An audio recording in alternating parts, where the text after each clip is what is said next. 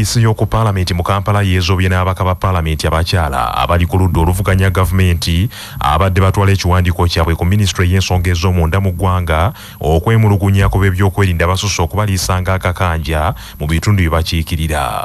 Omusasi waffe Edith Nnabagereka abadde nabo. Ababaka bano ababadde abakaawu okukira ennumba basikanganye ebitogi ne poliisi ya Paalamenti era okukakkananga abamu ku babaka balumiziddwa. Bano nga bakulembeddwa mu Minisita w'ebyamawulire ku ludda olwabula gavumenti Joyce Baagala Ntwatwa bagamba ensonga lwaki basazeewo okutwala ekiwandiiko kyabwe ku Minisitule y'ensonga z'omunda poliisi ya Uganda eyitiriza okubatulugunya bwe baba bakuba enkuŋŋaana z'abakyala mu bitundu gye bakiikirira ng'ate bo ababaka bannaabwe abali mu kibiina ekiri mu buyinza ekya NRM bazikuba kyere. Tugenda ku Minisitule y'Internal Affairs yebatwala tukoze musango ki siri Munnayuganda sisobola kugenda ku poliisi sobola genda ku Internal Affairs tubenya amateeka ki ekitenjagala bambuulire. Ye omubaka omukyala owa disitulikiti y'e Wakiso Betty Ethel Naluyima agamba poliisi okubagaana okutuusa okwemulugunya kwabwe eri Minisitule y'ensonga z'omunda kibalaze lwatu nti bye bakola babikola kagenderere. Abakazi mu Uganda kukome tetulina nsonga lwaki oyagala tutabonyereza abakazi tetulina nsonga lwaki olunaku lwaleero buli muntu eyalondebwa ataliiwano kyekiseera buli mukyala mukazi wa wansi tugamba buli mukazi mu Uganda ate n'omupolisi omukazi yatulugunya omukazi kyekiseera ono ne batusindika ne batusuna n'okutumya. Bo ababaka abalala okubadde omubaka wa Hoima City Nyagato Asinas, omubaka omukyala owa Mukono Hanifa Nabukeera, omubaka omukyala owa Kalangala District Helen Nachimuli, omubaka omukyala owa Soroti City Joan Ashom, saako n'abalala bagamba ku mulundi guno si bakussa mukono paka nga eddoboozi lyabwe lituuse.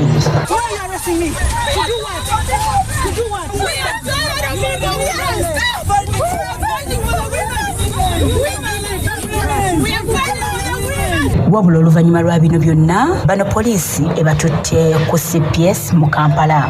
Bino we bijjidde nga n'olunaku lw'eggulo ababaka bano batutte ekiwandiiko kyabwe ekyemulugunya eri sipiika wa Paalamenti Anita Among ku nsonga ze zimu ez'okubatulugunyanga bwe baba bategese enkuŋŋaana z'abakyala mu madisitulikiti gye bakiikirira. Ku lwa 88 CBS Radio y'obujjajja nze Edith Nnabagereka wano ku Paalamenti. Oluvannyuma lw'akavuvuŋŋano kano abaka abakyala 11 baggaliddwa mu kaduukulu ka poliisi ya CPS mu Kampala nga bano bavunaanibwa ogw'okugootaanya entambula n'okukuŋŋaana mu ngeri emenya amateeka.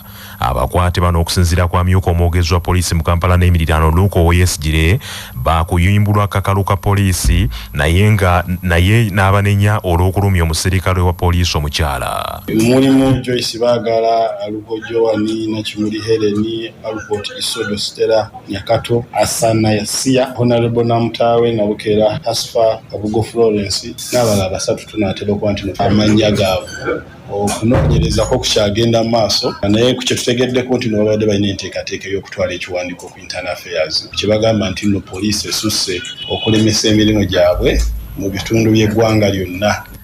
Ebyo nga biri bityo akakiiko ka gavumenti akavunaanyizibwa ku kulera eddembe ly'obuntu aka Uganda Human Rights Commission kazeemu okuvumirira ebikola ebityoboola eddembe ly'obuntu n'essemateeka ebikolebwa abaserikale mu poliisi ya Uganda. Mu kiwandiiko ekifulumiziddwa akakiiko kano ekiteekeddwako mukono ogwakulira akakiiko ako munnamateeka Maria Mwangadya, akakiiko kakyomedde nnyo poliisi olw'okwefuula kiwagi n'etuuka n'okugaananga enkuŋŋaana ez'abannabyabufuzi eziteekeddwa mu mirembe okwogerako n'abalonzi baabwe ate nga ssemateeka abakkiriza. Maria Mwangadya agambye nti awandiikidde Ssaabaduumizi wa poliisi Martin Okotyochola akangavvule abaserikale b'11 abaasiiwuuka empisa ne badda ku mubaka wa Vuma Susan Mugabi ne bamukubanga ekyokuttale. Ebikolwa bya poliisi okulemesa abakulembeze abalonde okwebuuza ku bantu baabwe be bakiikirira okukuba enkuŋŋaana zaabwe eky'omubaka omukyala ow'Emityana ow'ekitiibwa Joyce Baagala, omubaka omukyala ow'Ebuvuma nabo poliisi kuba mutiya gaasi n'amazzi twalaba amazzi aga pinki nali sigalabangayo n'endaba nti ebikolwa ebyo bityoboola eddembe ly'obuntu era bimenya amateeka. N'abalala bannayuganda abalala ng'abasawo bwe twalaba juzi abaali bagezaako okutwala okwemulugunya kwabwe wa sipiika wa Paalamenti balemesebwa okutuuka ewa sipiika ne bakwatibwa poliisi n'ebafuuyira tiya gaasi. Kooti ewozesa abalyake n'abakenuzi mu Kampala esindise kwalimanda omutesitesi era senior assistant secretary mu ministry y'ensonga z'Ekalamojja Joshua Abaho agende yeebake kwalimanda mukomere Luzira ku misango egyekuusa ku kulya enguzi mu ggwanga lino n'okwekobaana ne mukama we Minisita Mary Goretti Kitutu okubba amabaati ga gavumenti. Joshua Abaho yeyeerese yekka mu kooti wakati mu kire ky'enkuba ekikedde okufudemba oluvannyuma lwa kooti eno okumuyisaako ebibaluwa ebimwetaaga yeeyanjule era ono asimbiddwa mu maaso g'omulamuzi Joan Akilo n'amusomera emisango egyekuusa ku bubbi kyokka n'agyegaana. Abaho avunaaniddwa emisango ebiri okuli okufiiriza gavumenti ensimbi n'ebyobugagga byayo wamu n'ogw'okulya enguzi. Kooti ekitegeddeko nti mu mwezi ogwa January omwaka guno 2023 Abaho yasinziira ku sitowa eza ofiisi ya Ssaabaminisita eyisangibwa e Namanve mu disitulikiti y'e Mukono n'ajjayo amabaati ng'akozesa ekifo kye mu gavumenti era n'abulankanya amabaati agali mu 5,500. Okusinziira ku ludda oluwaabi, Abaho yafuna amabaati ago ng'akozesa ekifo kye n'obuyinza bw'alina mu gavumenti ng'alimbye abaddukanya sitowa eyo nti agenda kugatereka n'oluvannyuma agateeketeeke gaweerezebwe mu bitundu by'e Kalamojja. Abaho avunaanibwa ne mukama we Minisita w'ensonga z'e Kalamojja Mary Goretti Kitutu wamu ne mwannyina wa minisita oyo Michael Naboya Kitutu naye nga bano baayimbulwa dda kakalu ka kooti. Abaho ng'ayita mu bannamateeka abo bakulembeddwamu Paul Kuteesa asabye kooti n'emuyimbula ekkakalu awoze ng'ava bweru wa kkomera. Ono aleese ekyapa ky'ettaka ng'omusingo mu kooti wamu n'abantu 5 bagenda okumuyimirira era nabo baleese statement za bbanka eziraga nti balina obusobozi okumuyimirira. Kyokka oludda oluwaabi nga lukulembeddwamu Jonathan Muwaganya ne David Bisamunyu luwakanyiza ekyokuyimbula omukulu oyo kakalu ka kooti nga lulumiriza nti abagenda okumuyimirira bonna ebiwandiiko bye baleese ebya bbanka biraga nti obusente obuliyo busuluuju tebusobola kuyimirira mukulu oyo. Omulamuzi aguli mu mitambo Joan Akilo asazeeyo okwongezayo musango guno okutuusa ng'ennaku z'omwezi 2 omwezi ogujja ogwokutaano bw'atyo Abaho n'asindikibwa kwalimanda agira yeebakayo. Abaho kati ye munnayuganda owookuna okukwatibwa n'okuvunaanibwa emisango egyekuusa ku mabaati g'e Kalamojja ng'abaamusooka ye mukama we Minisita Mary Goretti Kitutu ne mwannyina Michael Naboya Kitutu, Minisita omubeezi avunaanyizibwa kuteekerateekera eggwanga Amos Lugoloobi ne Minisita omubeezi avunaanyizibwa ku nsonga z'e Kalamojja Agnes Nandutu. Ebibiina by'obufuzi ku ludda oluvuganya gavumenti okuli ekya FDC, JEMA ne NUP bizeemu okwogerezeganya ku by'okukolera awamu okuggusa ensonga ezibaluma ng'oludda oluvuganya gavumenti. Kinajjukirwa nti ebibiina by'obufuzi bino byali byatandikawo enteekateeka ey'omuggundu ey'okukolaganira awamu kyokka ne bifunamu obutakkaanya nga buli kimu kirumiriza kinnaakyo n'okukyogerera amafuukuule olw'enkolagana eyo n'esattulukuka. CBS ekitegeddeko nti ekibiina kya JEMA kyekyetisse omusaalaba ogw'okuzza obujja enkolagana eno nga bwe gwali ku mulundi ogwasooka. Omwogezi w'ekibiina kya Justice Forum JEMA Abdunur Kyamundu ategeezezza nti wabaddewo ebitatambula bulungi mu bibiina ebivuganya gavumenti bye baagala okugonjoola kaakano. Twagala okutegeeza bannayuganda nti mu kiseera kino tuli mu kwogeraganya ne bannaffe abettanira enkyukakyuka n'okulaba nga tubeera mu ggwanga litwenyumirizaamu. Naye ab'opposition buli we tugezaako okugenda eri abantu okubannyonnyola poliisi etukuba emiggo tutulugunyizibwa. Mwalaba ebyabadde ku mukyala w'e Buvuma Dr. Besigye mulabye buli waavaayo okwekalakasa ku nsonga ezitukwatako. Abantu bangi batulugunyizibwa bali mu makomera.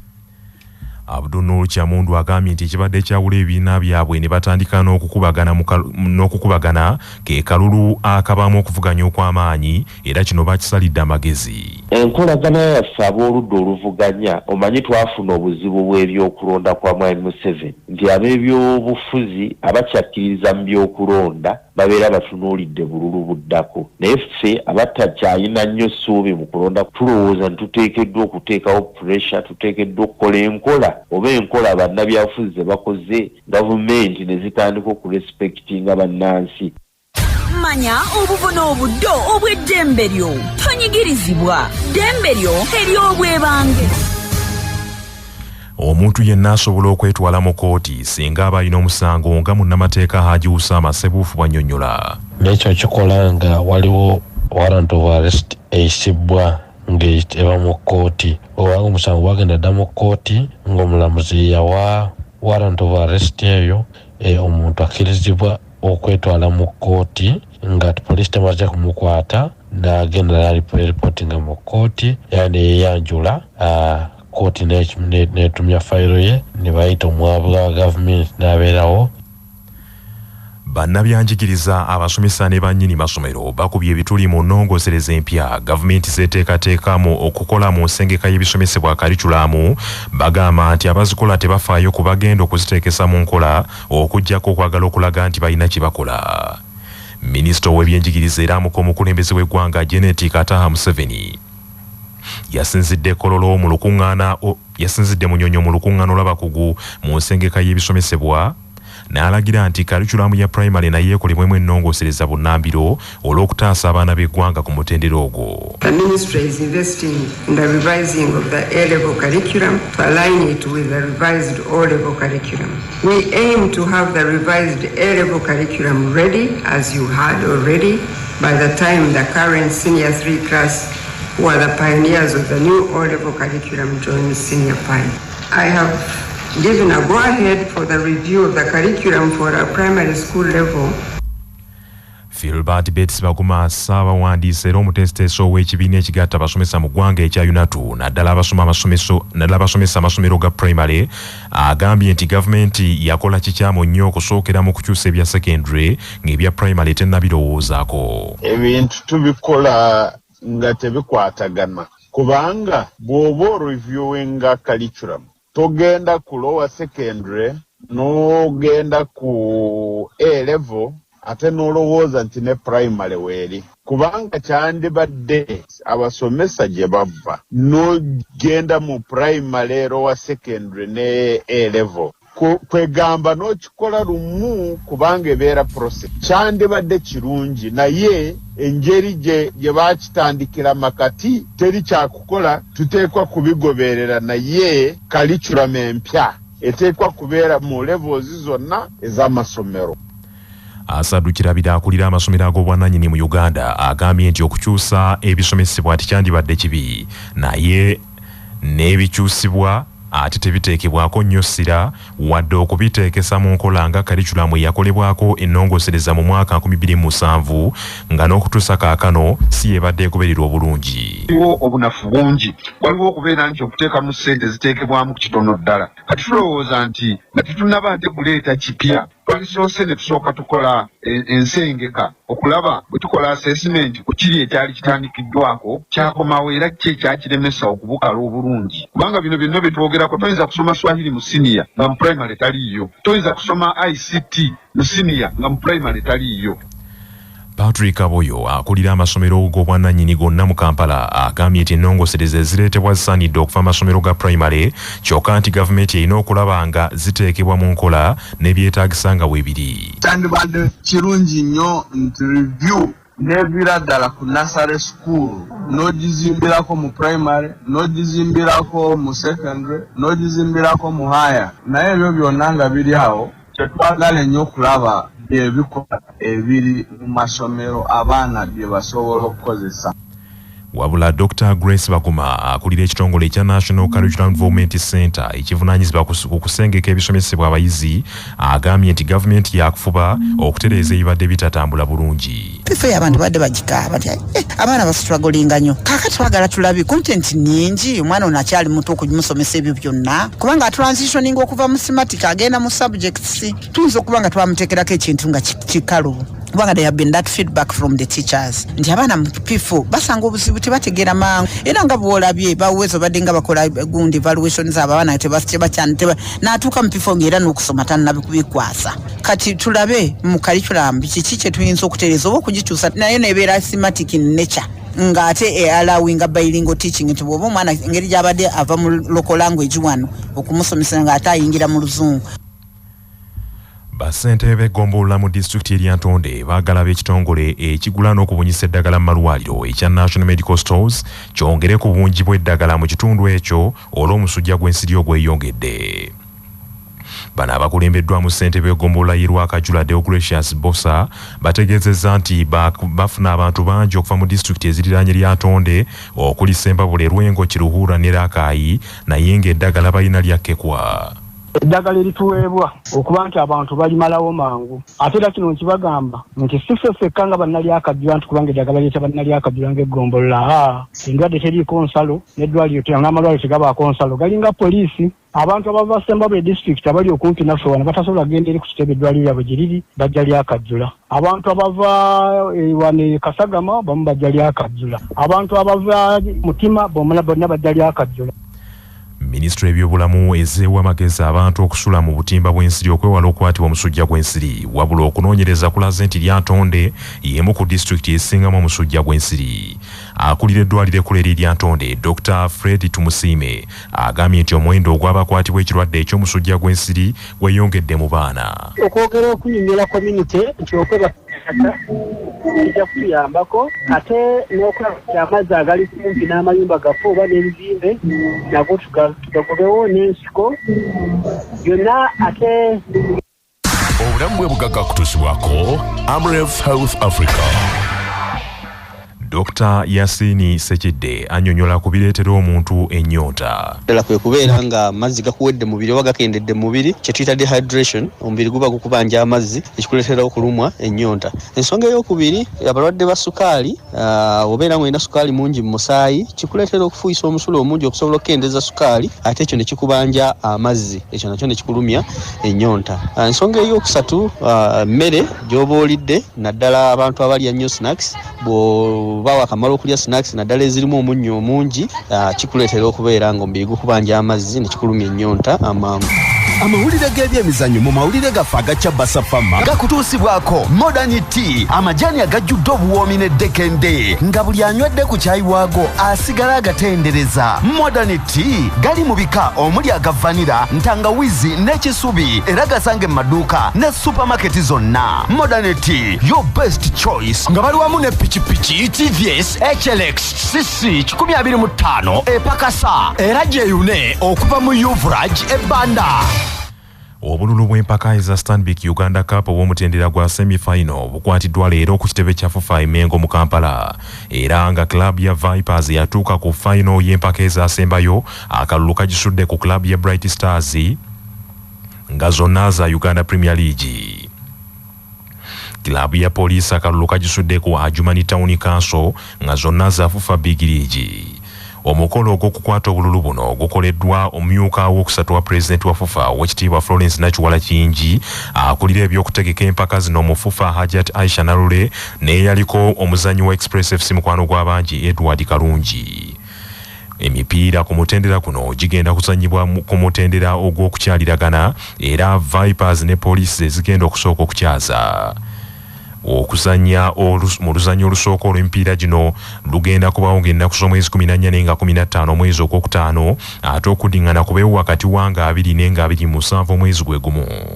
Final z'omulundi guno zigenda kubeera mu kisaawe ekya Akibuwa Memorial Stadium Elila era nga omuwanguzi wakufuna ensimbi obukadde 50 ate n'okukiikirira Uganda mu mpaka za Africa eza CAF Confederations Cup.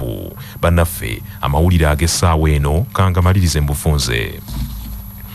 Poliisi y'oku Paalamenti Yezobye n'ababaka ba Paalamenti abakyala abali ku ludda oluvuganya ababadde batwala ekiwandiiko kyabwe Ministry y'ensonga ez'omunda mu ggwanga nga beemulugunya ku b'ebyokwerinda basusse okubaliisa ng'akakanja mu bitundu bye bakiikirira.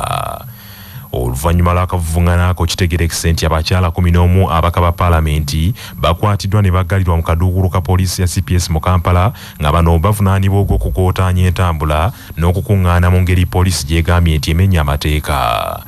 Ebyo nga bikyali bityo akakiiko akaleezeka eddembe ly'obuntu mu ggwanga aka Uganda Human Rights Commission kazzeemu okuvumirira ebikolwa eby'okutyobola eddembe ly'obuntu ne ssemateeka ebikolebwa abaserikale mu poliisi ya Uganda.